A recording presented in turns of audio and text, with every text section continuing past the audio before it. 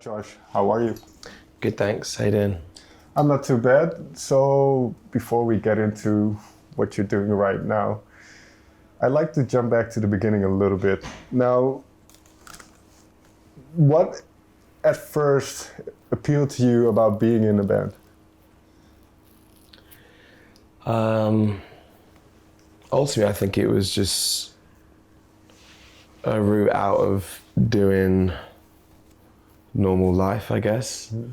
Like as a teenager, I didn't really conform to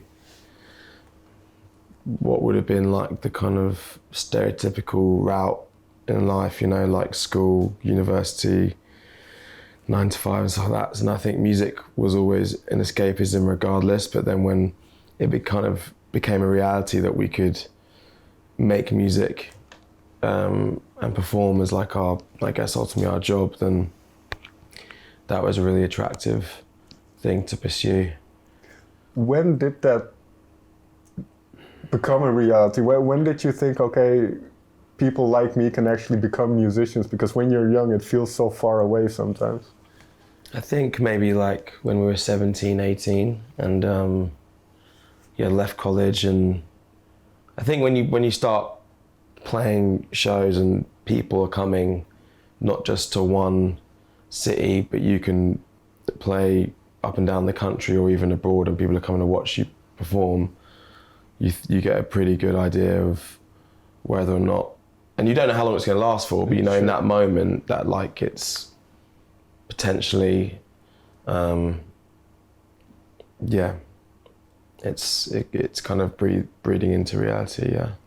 And what I hear a lot from musicians, especially early on and the march towards the first album, there is some naivety in what you're doing, but at the same time it's probably the most enjoyable time because it's not yet a profession, you're just doing what you can do at that point. So how do you look back at those starting moments, and could you envision what the band would become? No, absolutely not. I think it's all very innocent and it's all very much like you're like a traveling gang, you know, like you're just going around and playing shows and just you're experiencing that transition between adolescence and adulthood in real time with, you know, a group of friends. And yeah, I think there's so many of the memories that I attach to that part of our band's kind of lifespan are all very much like, yeah, just filled with a great deal of like happiness and fearlessness, I guess, because you don't know what you're doing. And you're not meant to know what you're doing. You're just kind of, I don't want to say going through the motions, you're rolling with it. You know, there's not like some grand idea of what you can become. It's just about enjoying being with your mates and traveling around. Is there one specific memory that sticks out that you can share? I think when the first time we went to Scotland, we didn't have any money between us at all, and we just about made enough money to get the mega bus, which is like cheap transportation bus thing you can get in England. We played our gig in Edinburgh and then I just asked on stage before like the last couple of songs, has anybody got somewhere we can stay? And we ended up just going back to these people's houses and just sleeping I slept in a bathtub, you know, and it's just that kind of stuff where like, I think that conditions you to be grateful for when things go well. And I think it's the formative years of like really understanding yourself, but also those around you and how to know whether or not you can do this thing with these people. I think if you can do that, then you can enjoy as the money starts coming in or the transportation changes or whatever. But yeah, like just now if you're on stage and if I was on stage tonight to be like, anybody got somewhere who can sleep tonight, it would be just totally perverse and a bit inappropriate. But when you're like 16, 17 and you know, you're literally walking around with a rucksack with some clean boxes and socks, it's kind of, you've got no other choice but to try and rely on the the good spirit of music fans. So as young men at that time, and then I read about the importance of longevity to the band in a sense. Yeah. So what do you attribute that to then? Because as you mentioned, it is especially when you start at 16, you're still developing into the person you will become. So what is it like, kind of figuring each other out and making sure it doesn't fall off the rails in any way? I think it's a work in progress. I think any relationship is a work in progress. You know, like whether you have a girlfriend or a boyfriend, or with your mum and your dad, or your siblings, like, or your colleagues at work, you know, like nothing is ever the finished article. And I think very much so with our band as well. I think it was about, especially when we were younger, it's about trying to understand like respect and personal space and all that sort of stuff. But there was an underlining feeling that if we took care of each other, that then everything else would, as long as that was like the primary goal, was to enjoy doing what we were doing together and try and enjoy the experience. Then it depends how you measure success, because we had success quite early on in our career as well.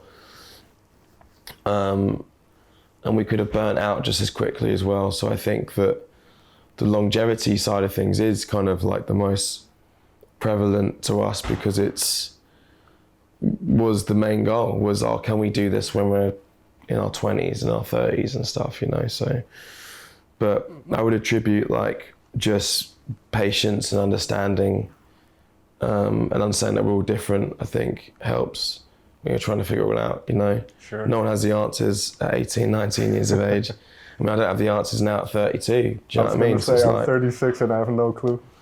Just, you know, there's moments in all relationships where like something major can happen or something minor can happen, and it's for somehow can still feel as like heavy or as important. Sure. And yeah, I guess you just need to connect with people that are like well versed in wanting to navigate all of that, you know. But So, and then this is, I suppose, this occurs both on a personal level, but also on a musical level. You develop your own musical taste, your musical identity. So how do you kind of maintain the band's identity without everybody getting bored of what you're doing, in a sense? And I believe Suckapunch was kind of a way to explore some other interests musically. yeah, that record was very much like us flexing our creative muscles and just trying different things, and I think was really trying to feed the appetite of more sort of like individual, like stylistic ventures, you know, like, and trying to put it all under one house was like difficult. Sure. But exciting at the same time, because when you're drawing on so many different things, like you don't really know what the end result's going to be. Whereas with Truth Decay, it was more like we already knew what the end goal was before we'd even started making it. So that felt productive and like was more methodical in what we were trying to do and what we were trying to say. But yeah, I think ultimately, not everybody can be driving the car, you know, and I think there's that in our band as well, where like we understand that there's different people are going to come to the forefront at different times, and it's just about trusting that and, you know, letting people fulfill what they need to fulfill through, like the band is just a vehicle really for all five of us to play music, right? So, Sure. But that also sometimes isn't always going to line up. But it goes back to what I was saying about there being a respect there, and like, you know, we all get paid the same. We all travel together. Like, you know, very rarely will you see a band that hangs out more than you meet at 6 kind of off stage, you know? So I think when you have that intense affiliation and love for one another, it means that the writing stuff and the recording stuff it's already there. You know, you don't need to like, it's not like a trauma trying to like make a record. Do you know what I mean? It's not a traumatic chore. experience. It's not a... Yeah, it's They just kind fun. of have to force you to. But okay, so what is one thing then that the band likes to do outside of music? Don't know if it's appropriate for the camera to. I think we all enjoy the travelling aspects, not like waiting at terminals and shit for flights, but like when you're in a new place or an old place that you've all collectively got fond memories of. That's really exciting to be out, and we enjoy that idea of like, today being in Holland and like playing a sold out show, and the fact that like we can walk around and explore the city and get a taste of like where we are, and Day off tomorrow, so you day get off to tomorrow. explore. Yeah, I think there'll be a lot of mooching about for sure. But there's like sporting activities and stuff that we do, but like I'm not going to sit here and talk about golf and football. I think that'll be a bit boring. Fair enough. Moving to Truth Decay then, is there, because you said it was more methodical, you kind of knew what you wanted out of that album. Was that a reaction to kind of the couple of years that we had where everybody was isolated and kind of reflecting on what you were doing? Potentially, it's hard to say. I mean, we have a rule in our house, my girlfriend and I, where we don't talk about COVID because it's just so Fair depressed. enough. No, it's Fair like enough. it brings back a time where, in particular, she was still working during that time, but I've never experienced imposter syndrome like those 18 months or 2 years, and so I just think that it's, for me, it's luckily something that got through. But it's weird because during that we were putting out Suckapunch, so like it didn't feel like that time has been reflected at all in any of our music. I think with Truth Decay it's more a conversation that we had about who are we, what are we, where are we going with this band, what's our seat at the table looking like, what's our relevance, what's our currency within a pretty saturated market of loads of bands, loads of artists. Like, why do you musics matter, and when do we matter? And I think we kind of agreed that when we're making alternative, emo, pop rock music, if you like, with now the experience we have of making loads of different kinds of records, if we can refine that sound and make it, like, pull it into today and not just regurgitate some old efforts, and then we've got something that's worth putting out. So I think that's kind of where that record has come from. And I think also just the kind of epiphany that's the music that actually we all connected on growing up, like when we were 16, 17, 18 years of age. So there's something kind of full circle about now making a record like that in your 30s, which we haven't done for quite a few years. So yeah. What have you noticed then about yourself, because you are older and wiser, let's hope, and then what have you noticed about where your thoughts or interests gravitate towards when writing? I think that I only really let myself go to the writing headspace when I absolutely need to, because once I unlock it, there's lots of stuff that comes out. Okay. Sometimes stuff that is better left buried. But I think it's important to be earnest with your songwriting, and I think it's important to identify things that feel tangible for others. Like, I want there to be a cross-reference moment when people listen to our music in which they go, all right, that's me in that song. And I don't think you can do that when it's just lyrics that are laced in, like, I don't know, cliches or just sort of like, I don't know, it's got to be, sometimes it's got to be painful to make it, like you've got to kind of look at situations in your life or those around you that are uncomfortable, because people listen, I think, to music for a handful of reasons, but one is to feel understood, one is to feel joy and happiness, and then one is also to soundtrack difficult moments.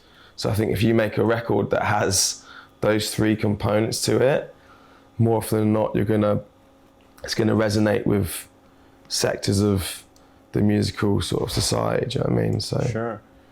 Well, there's one thing, and maybe if this is too psychoanalytical, just please let me know, and then I'll move on. But you mentioned kind of leaving some things buried, and I really like the song Deep Cuts, which is kind of this idea of you want people or friends, maybe you see friends suffering and you want them to kind of get through it. So is that song also about yourself then? No.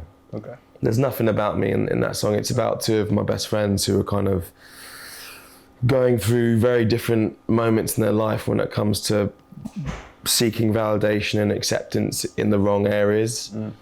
And so that kind of, and it was the first song we made, and it was kind of interesting because it opened up a school of thought that I'd never really had, which was that I can really position myself in other people's situations and take something from it and make music about it, versus just regurgitating the same old shit.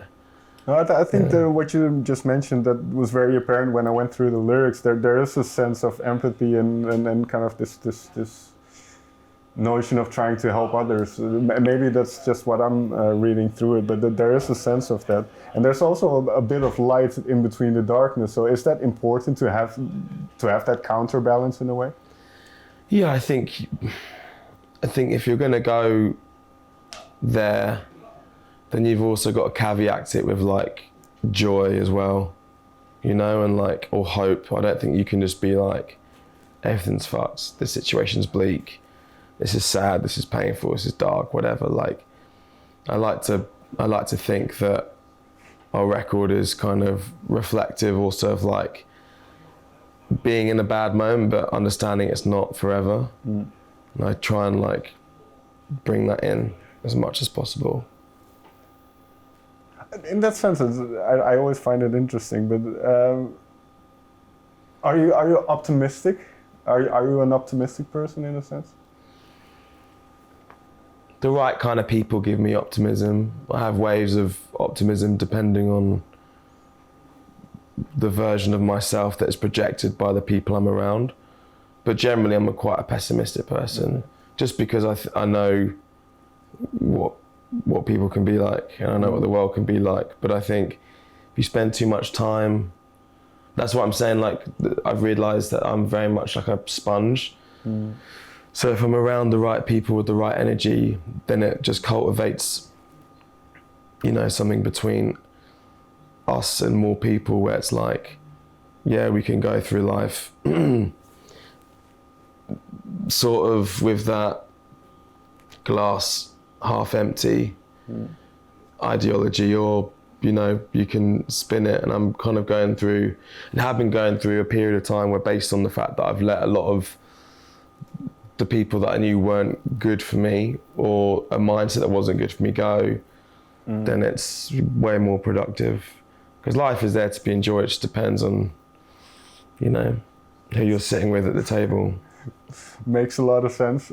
Finally then, I read somewhere that part of this album also was you wanted to feed your fan base, and your fan base, well, this is album number 8, they've been with you for quite a while. Have you seen them grow alongside with you, kind of the same people, and what is it like having people follow so closely what you do and find meaning in it?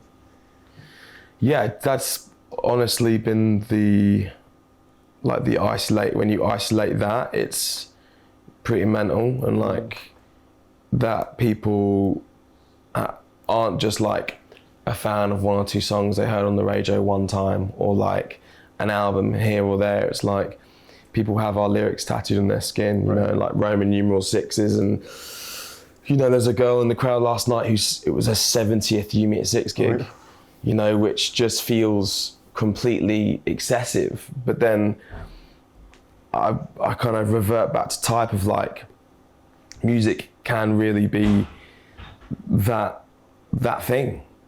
It's one of the very few things we have in life that can completely transcend understanding. Does that make sense? So like, it doesn't need rationale. Sorry, like music can just do that to you, where like you're so completely infatuated with the music, the message, the people in it, like what their likes and dislikes are, all sorts of different subplots that are going on. But like, I find it at times really overwhelming in the sense of like, wow, do I love anything as much as you love You, Me at Six, other than my partner, my parents, my dog? But like, is there something in life that I'm like, God, without that? But then the overriding feeling is just gratitude, and just like how incredibly beautiful to be part of something that means something that much to somebody, or large groups of people as well. So I think that's a beautiful note to end on. Josh, may I thank you for your time? Thanks for your time, brother. I appreciate it, man. Thank you.